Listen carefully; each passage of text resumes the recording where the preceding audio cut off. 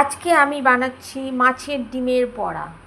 তার মধ্যে মাছের ডিম, পেঁয়াজ, আলুটা একটু এর সাথে চটকে নেব।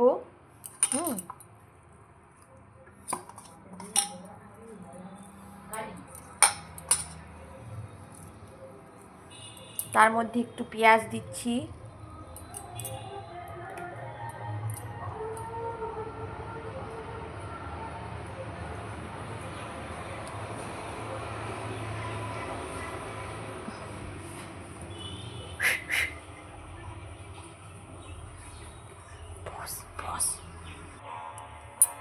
এর মধ্যে আমি লবণ হলুদ দিয়েছি আর এই বেসন দিচ্ছি।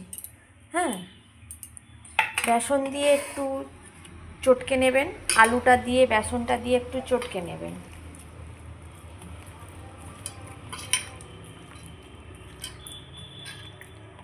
মুখ না দেখা যায়। তেলটা গরম হয়ে গেছে, এবার আমি বড়াগুলো ছাড়ছি। এই যে বড়াগুলো এইভাবে ছেড়ে দেবেন।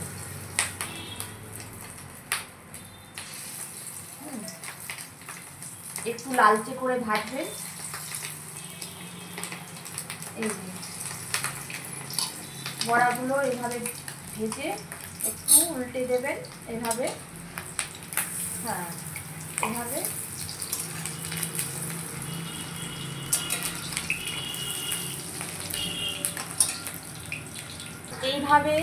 এইভাবে লাল লাল করে আপনারা তুলে নেবেন। ঠিক আছে, এই যে লাল ভাজাগুলো তুলে নেবেন। বাকি বড়াগুলো আমি এখন ভাজি। হ্যাঁ, এই যে বড়া ভাজাগুলো হয়ে গেছে এরকম করে। হ্যাঁ, এবার ওই তেলেই আমি এই শুকনো লঙ্কা একটা আর তেজপাতা আমি ফোড়ন দিচ্ছি। তার মধ্যে একটু পেঁয়াজ ফোড়ন দিচ্ছি। আমি গোটা জিরে ফোড়ন দিই না। ঠিক আছে, যাদের ইচ্ছে হবে সেই গোটা জিরে ফোড়ন দিতে পারি। আমি বেটে দিয়ে দেবো। এই আলুগুলো দিলাম, আলুগুলো একটু লাল লাল ভাজা হয়ে যাবে, তখন মশলা দেবো। এর ভিতরে আদা, জিরে আর কাঁচা লঙ্কা, একটা শুকনো লঙ্কা আর রসুন, আর কিছু নেই। এর ভিতরে এটা পেস্ট করে ওর ভিতরে দেবো।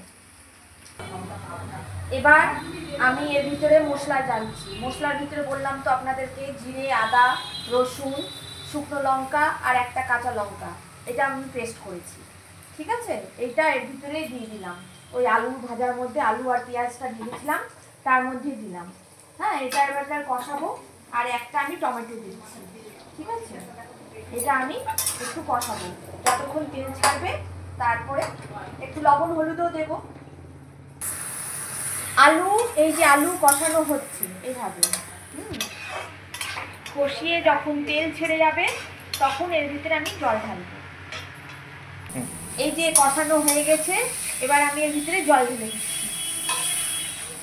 আইডিয়া করে আপনারা জল ঢালবেন, যে বড়ার ঝোল খান, নাহলে যদি মাখা মাখা খান তাহলে অল্প জল ঢালবেন। হ্যাঁ, আর বেশি যদি গ্রেভি খান তাহলে একটু বেশি জল ঢালবেন। এবার ঝোলটা যখন ফুটে আসবে, হ্যাঁ, তখন আমি বড়াগুলো ঝেড়ে দেবো। আর তারপরে নামাবার আগে ঘি আর গরম মশলা দেবো। এই যে বড়াগুলো এবারকার টকবক করে যখন জোরে ফুটছে তখন আমি বড়াগুলোকে ছেড়ে দিচ্ছি। এগুলো সব মাছের ডিমের বড়া, আলু আর মাছের ডিম দিয়ে আমি বড়া করেছি। এই যে সবগুলো ঢেলে দিলাম।